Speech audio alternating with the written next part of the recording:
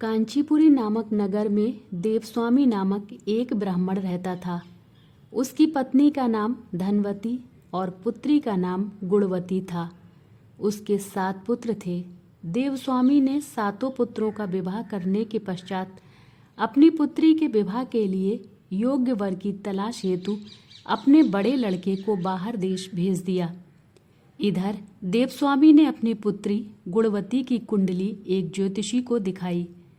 ज्योतिषी ने गुणवती की कुंडली देखकर कहा कि सप्तपदी होते होते ही यह कन्या विधवा हो जाएगी।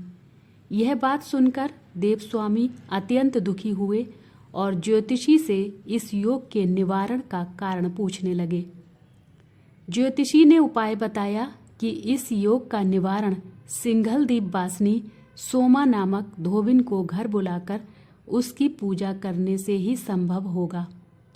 यह सुनकर देवस्वामी ने अपने सबसे छोटे लड़के के साथ अपनी पुत्री को सोमा धोबिन को घर लाने के उद्देश्य से सिंघलदीप जाने के लिए रवाना किया। वे दोनों समुद्र के तट पर पहुंचकर समुद्र पार करने का उपाय सोचने लगे, लेकिन उन्हें कोई उपाय नहीं सूझ रहा था।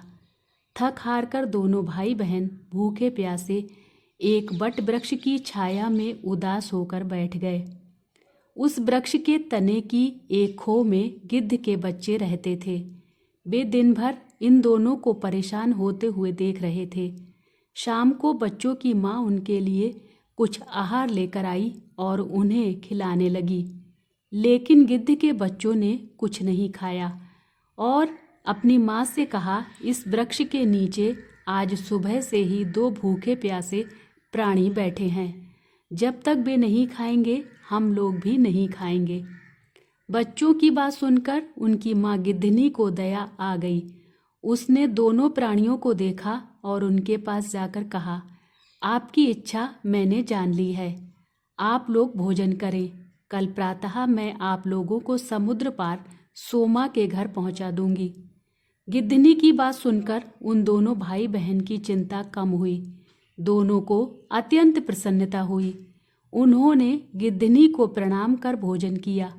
प्रातः होते होते गिद्धनी ने उन्हें सोमा के घर पहुंचा दिया। वे दोनों पास के ही जंगल में झोपड़ी बनाकर रहने लगे। उन्होंने अपनी सेवा से सोमा को प्रसन्न करने का निश्चय किया। वे प्रतिदिन सुबह अंधेरे में उठकर सोमा का घर झाड़कर लीप पोत दिया करते थे। सोमा को हर रोज इतने ढंग से अपना घर लिपा पुता एवं साफ सुथरा देखकर आश्चर्य होता था। उसने अपनी बहुओं से इस बारे में पूछा तो उसकी बहुओं ने बताया कि हम लोगों के अलावा और कौन यह काम करने हमारे घर में आएगा। परंतु सोमा को बहुओं की इस बात पर विश्वास नहीं हुआ और उसने एक दिन सारी रात जागकर घर की सफाई का सारा रहस्य जान लिया। यह जानकर उसे बड़ा दुख हुआ कि उसके घर की सफाई एक ब्राह्मण कन्या और उसका भाई करता है। उनसे इस तरह सेवा करने का कारण पूछने पर भाई ने सोमा को सारी बात बताई, जिसे सुनकर सोमा ने कहा, आज से तुम लोग यह काम करना छोड़ दो। मैं तुम लोगों की साधना और सेवा से प्रसन्न और विवश हूँ। अब तुम्हारी सेवा किए बिना मुझे विश्राम नहीं मिल सकता। सोमा उनके आग्रह पर दोनों के साथ घर जाने को तैयार हो गई। प्रस्थान करते समय उसने अपनी बहुओं से कहा कि यदि मेरी अनुपस्थिति में किसी की मृत्यु हो जाए तो उसके शरीर को नष्ट ना करना। क्षण भर बाद दोनों अतिथियों के साथ वह कांचीपुरी पहुंच गई। दूसरे दिन गुणवती का विवाह संपन्न हुआ और सप्तपदी होते होते उसके पति की मृत्यु हो गई। सोमा ने अपने संचित पुण्य का फल गुणवती को दान कर उसके पति को जीवित कर दिया और उन्हें आशीर्वाद देकर वह सिंघलदीप के लिए रवाना हो गई। संचित पुण्य क्षीण होने से सोमा के पुत्र, दामाद और पति की घर में मृत्यु हो गई।